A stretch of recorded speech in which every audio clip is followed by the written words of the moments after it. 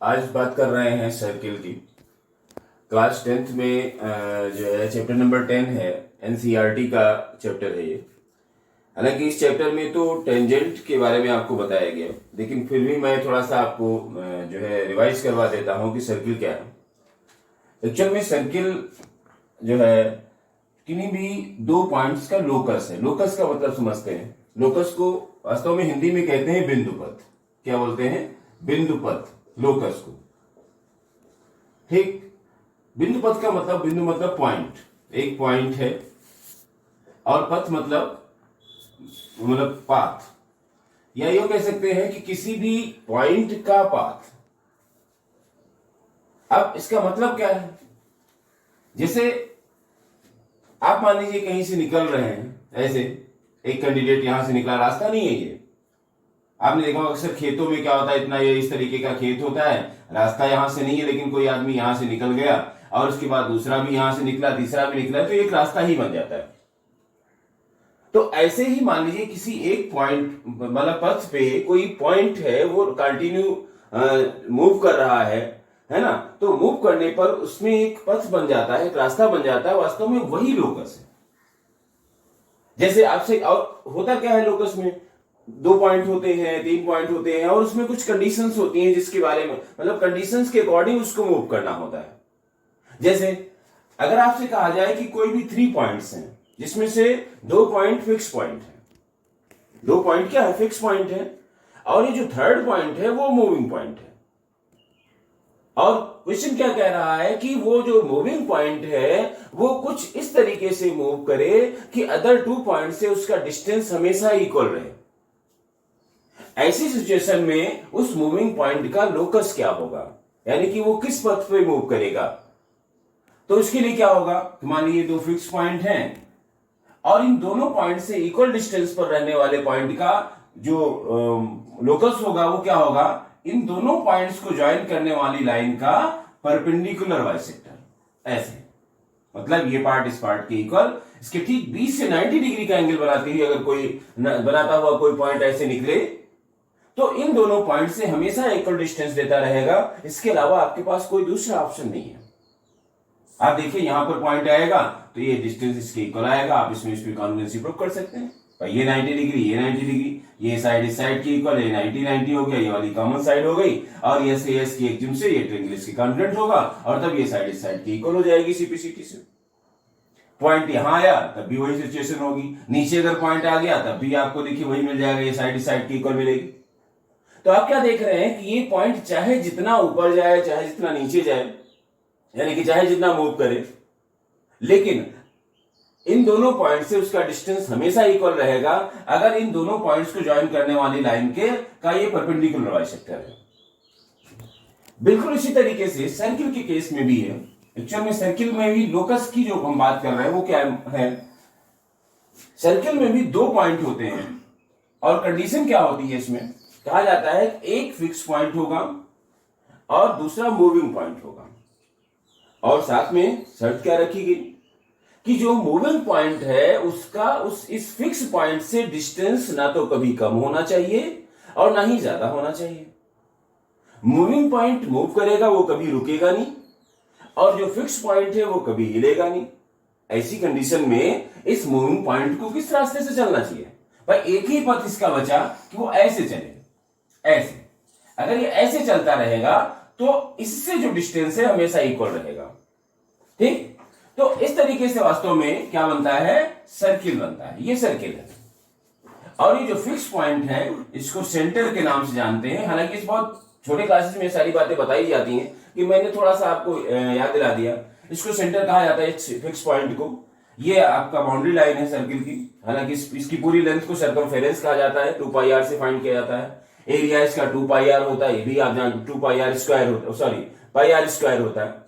Circumference 2 pi are, मतलब सी जो है वो 2 पाई आर होता है, और जो एरिया होता है वो पाई आर स्क्वायर होता है। इसके अलावा कुछ पॉइंट्स हैं, जैसे सर्किल के सर्कमफेरेंस पे किन्हीं भी 2 पॉइंट्स को ज्वाइन करने वाली लाइन को कॉर्ड बोलते हैं, इसको कॉर्ड कहते हैं। और इस तरीके से बहुत सारी कॉर्ड्स बन सकती हैं, लेकिन वो कॉर्ड जो सेंटर से पास हो जाए उसको डायमीटर बोलते हैं। ठीक, इसको क्या कहते हैं, डायमीटर। ये एक स्पेशल टाइप की कॉर्ड है। क्या है? Special chord. क्यों? क्योंकि वो बिगेस्ट कॉर्ड है, सबसे बड़ी कॉर्ड है। उससे बड़ी कॉर्ड और इस सर्किल में नहीं हो सकती, है ना। आपके घरों में भी अगर कोई सबसे बड़ा होता है तो उसको अलग से एक नाम दे दिया जाता है।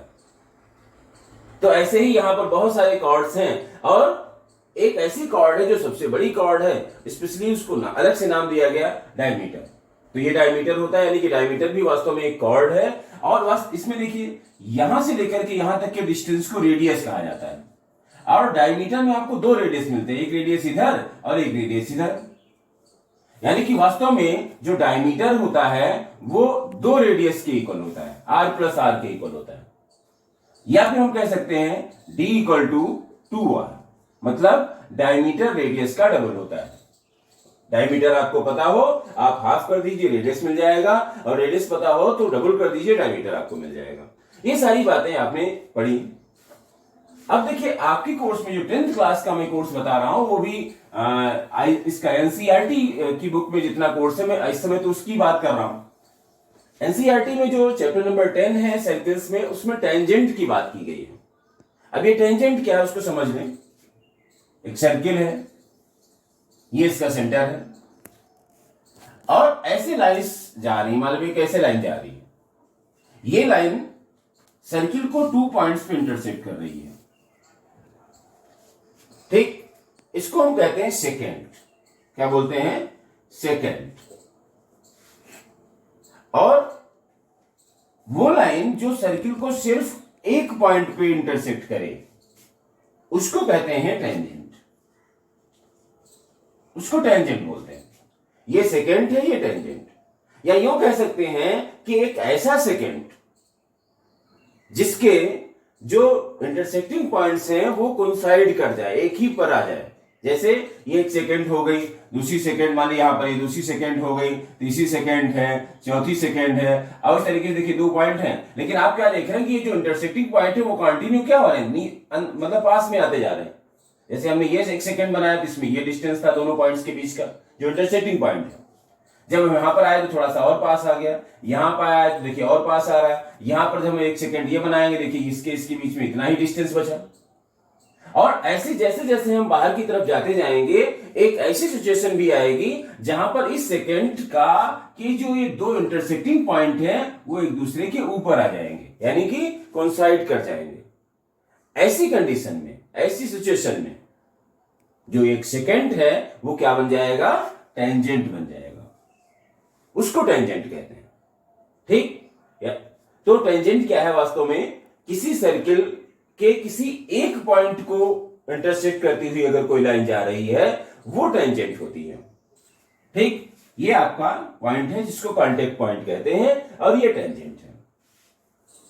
अब इस चैप्टर में 2 थ्योरम्स की बात की गई है, तो उन्हीं 2 थ्योरम्स पे थोड़ा सा हम लोग आज डिस्कस करेंगे और कुछ क्वेश्चंस देख लेंगे, और बाकी नेक्स्ट लेक्चर जो होगा उसमें हम क्वेश्चंस की बात करेंगे, ठीक है। फर्स्ट थ्योरम है जिसमें ये कहा गया कि the tangent at any point of a circle is perpendicular to the radius through the points of contact, point of contact.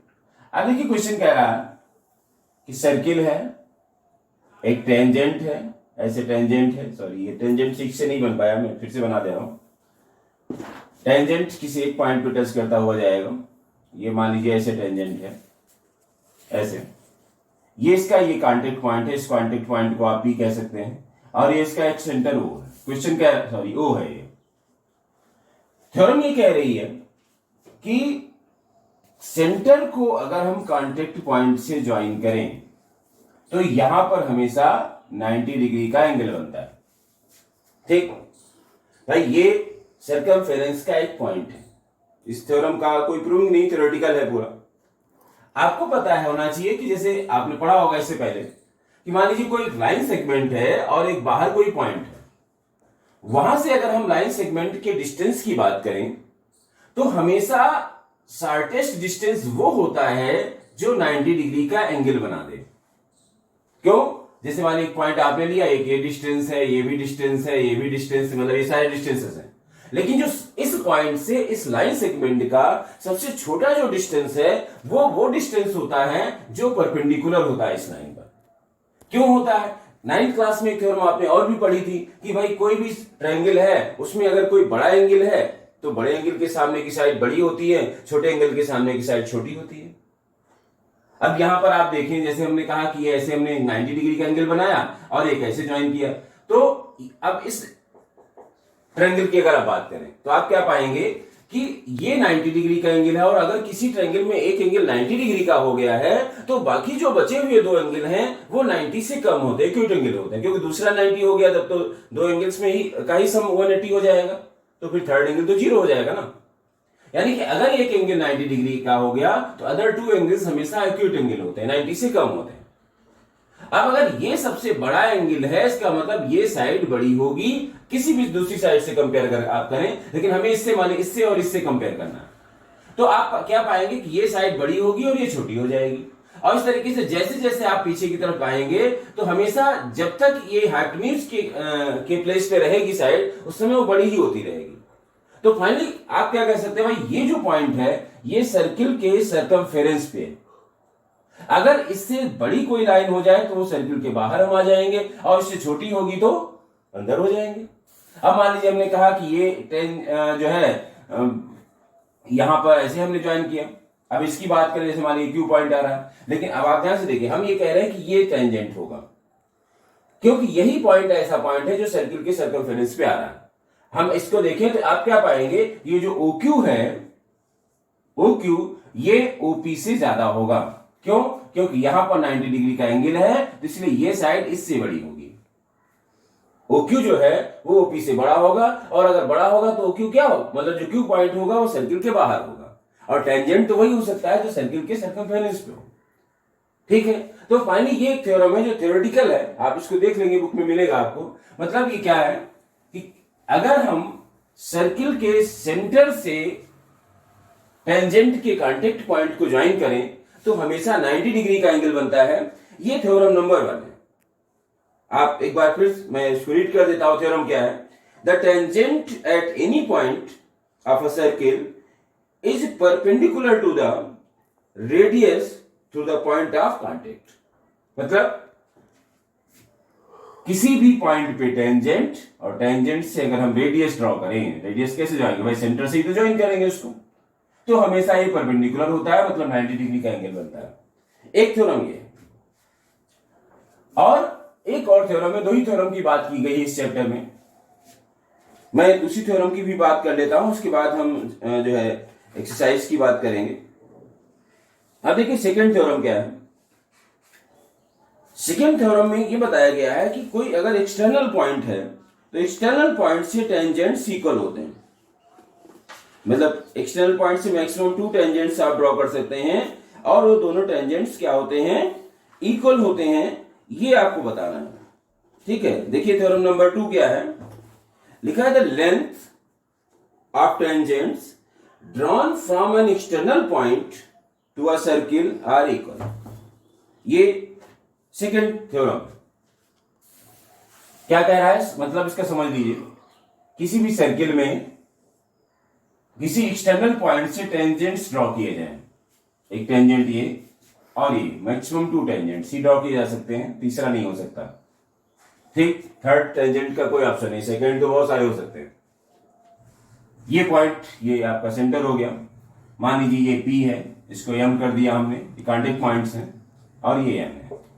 Theorem क्या कह रही है कि जो PM है वो PN के इक्वल है, मतलब किसी भी एक्सटर्नल पॉइंट से जितने भी टेंजेंट्स ड्रॉ किए जाते हैं वो हमेशा इक्वल होते हैं। अब जितने भी की जब हम बात करते हैं तो सिर्फ 2 टेंजेंट्स ड्रॉ किए जा सकते हैं, जो 2 से ज्यादा नहीं किए जा सकते, यानी कि दोनों टेंजेंट हमेशा इक्वल होते हैं। तो हमारा टारगेट क्या है कि PM इक्वल टू PN, ये प्रूव करना है PM PN के इक्वल है। उसके लिए आपको कंस्ट्रक्शन करना पड़ेगा, आप इसके कांटेक्ट पॉइंट को सेंटर से ज्वाइन करें और इसको भी सेंटर से ज्वाइन करें।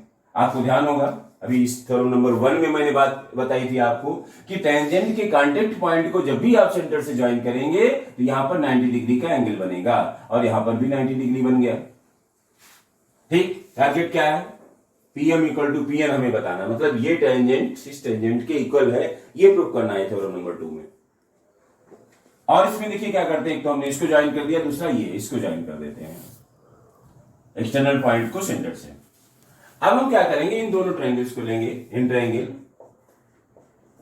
PMO एंड PNO, हमने इन दोनों ट्रायंगल्स को लिया एंड ट्रायंगल PNO। आप ध्यान दीजिए, angle PMO equal to angle PNO equal to 90 degree. ठीक, इसमें आप इसके रीजन के लिए थ्योरम नंबर 1 यहां पर लिख सकते हैं। थ्योरम्स अगर आप लर्न कर ले तो एज ए रीजन उसको यूज करते रहते हैं, या अपनी लैंग्वेज में आप उसका रीजन लिखें, क्योंकि थ्योरम नंबर 1 के अकॉर्डिंग ये 90 डिग्री का ही एंगल बनेगा। तो ये दोनों, ये तो 90 डिग्री हो गया। अब दूसरी बात हम क्या लिखेंगे, MO या OM इक्वल टू ON। ये क्या है, radii of the same circle, same circle. ठीक, किसी भी सर्किल में जब एक ही सर्किल है तो रेडियस उसके इक्वल होते हैं, मतलब ये पार्ट इस पार्ट के इक्वल हो गया, ये 90 डिग्री का एंगल हो गया।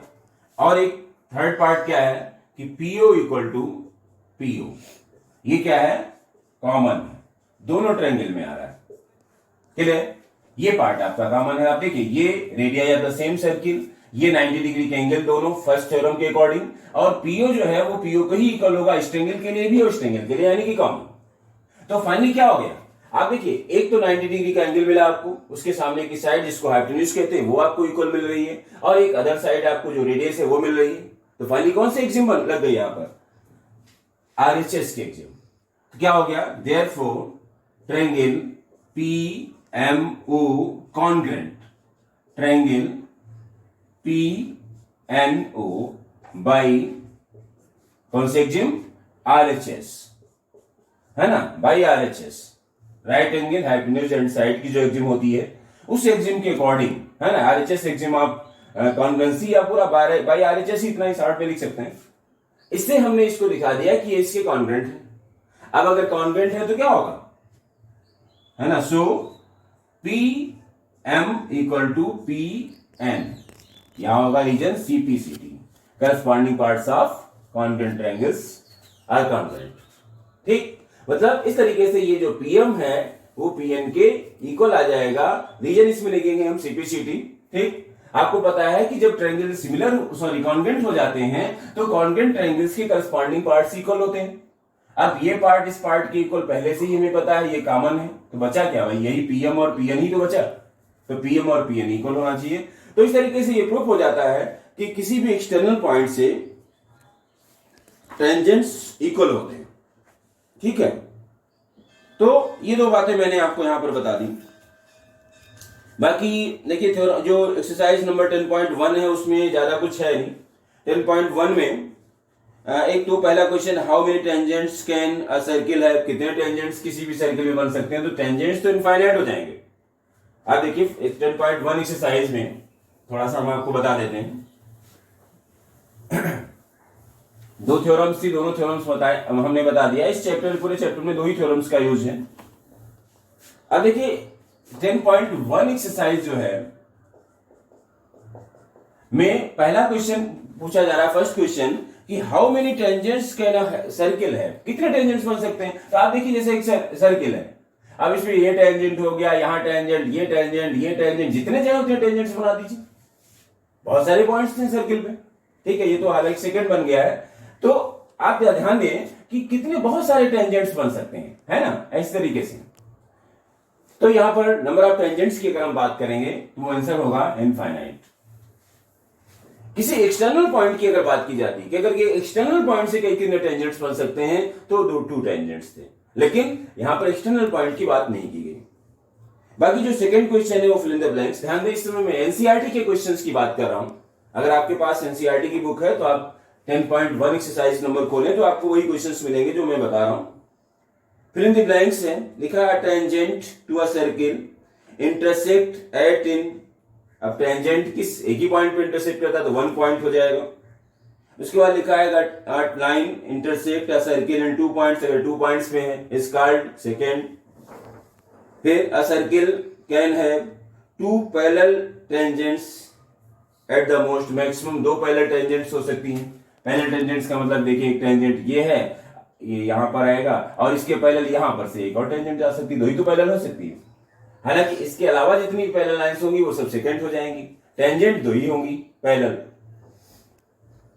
ठीक है, तो इस तरीके से ये क्वेश्चंस हैं। इसके बाद देखिए एक थर्ड क्वेश्चन दिया है जिसमें कहा गया कि tangent P Q at a point P to a circle of radius 5 metre और a line through the centre O at the point Q, so that Q O Q equal to 12, length of P Q आपको बताना है। जैसे third question इसमें दिया गया, क्या है, एक सर्किल बनाया आपने, ऐसे सर्किल कहा गया, ठीक, और टेंजेंट है जिसका नाम है पी क्यू, ये पी क्यू है, ये पी है, यहां पर क्यू होगा, इसके आगे कहां तक जा रहा है उससे मतलब नहीं है।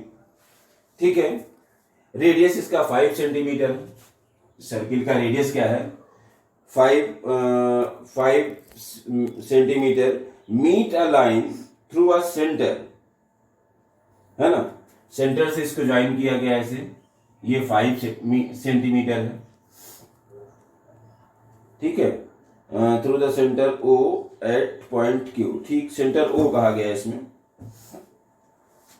ये ओ है। और एक minute, a tangent P Q at a point P of a circle of radius 5 centimetre. ध्यान दें ये पी है, यहां पर ये पी है, इधर क्यू कहा गया है क्योंकि पॉइंट पी जो है वो टेंजेंट, देखिए a tangent P Q at a point P of a circle of radius 5 centimetre meet a line through a centre at point centre O at the point Q, so that O Q equal to 12, और आपको P Q बताना, ये 12 है, आपको P Q बताना है। अब आपको पता है कि ये यहां पर 90 डिग्री का एंगल बनेगा, पाइथागोरस थ्योरम अप्लाई कर दीजिए। तो पाइथागोरस थ्योरम में क्या होता है भाई, hypotenuse square equal to perpendicular square plus base square. ठीक, तो हाइपोटेन्यूज क्या है भाई, 90 डिग्री के सामने की साइड को हाइपोटेन्यूज कहते हैं, तो 12 स्क्वायर हो गया, इक्वल टू परपेंडिकुलर क्या है, तो एक परपेंडिकुलर दूसरी बेस होती है, तो परपेंडिकुलर आप इसको ओपी को ले लीजिए, तो 5 स्क्वायर हो गया और प्लस पी क्यू स्क्वायर, क्या आ जाएगा ये 144, और ये 25 इधर माइनस कर दीजिए, 25 equal to P Q square. तो फाइनली क्या आ जाएगा, पी क्यू स्क्वायर जो है ये हो जाएगा, इसमें से माइनस कर दिए तो कितना होगा, 144 माइनस 25 119, या है ना 119, या पी क्यू इक्वल टू हो जाएगा √119 सेंटीमीटर। ठीक, तो इसमें पार्ट दिए गए हैं, इसका 4th पार्ट सही है। तो इस टाइप की क्वेश्चंस इस 10.1 एक्सरसाइज में है। और जो 10.2 एक्सरसाइज है इसमें जो है वो जो सेकंड थ्योरम हमने आपको बताई है उस थ्योरम से रिलेटेड क्वेश्चंस हैं। ज्यादातर क्वेश्चंस ऐसे ही होंगे जिसमें टेंजेंट्स की बात की जाएगी, तो आप सीधे उसमें वो थ्योरम की बात की जाएगी, आप डायरेक्टली उसमें थ्योरम लिखें और थ्योरम लिख करके उसको सॉल्व करें। हालांकि हम बात करेंगे जो नेक्स्ट लेक्चर हमारा होगा उसमें हम 10.2 एक्सरसाइज की बात करेंगे। आज हमने दोनों थ्योरम्स आपको बता दी हैं और एक्सरसाइज नंबर 1 के कुछ क्वेश्चन हमने आपको बताया, ज्यादा क्वेश्चन है ही नहीं एक्सरसाइज 1 में, तो 3 या 4 क्वेश्चन है केवल, उसमें से 2 क्वेश्चन हमने आपको बता दिए हैं, 2 क्या 3 क्वेश्चन बता दिए। फर्स्ट क्वेश्चन भी मैंने आपको बता दिया, सेकंड क्वेश्चन में फीलिंग्स करनी है वो हमने आपको बता दी, थर्ड क्वेश्चन भी हमने आपको बताया, है ना। इस टाइप से हमने लगभग उस एक्सरसाइज को बता ही दिया है। नेक्स्ट लेक्चर जो हमारा होगा वो 10.2 एक्सरसाइज के लिए होगा, जिसमें हम क्वेश्चंस की ही बात करेंगे और इन जो दो थ्योरम्स हमने आपको बताया उन्हीं थ्योरम को यूज करते हुए। ठीक है, मिलते हैं नेक्स्ट लेक्चर में एक्सरसाइज नंबर 10.2 के साथ। Thank you.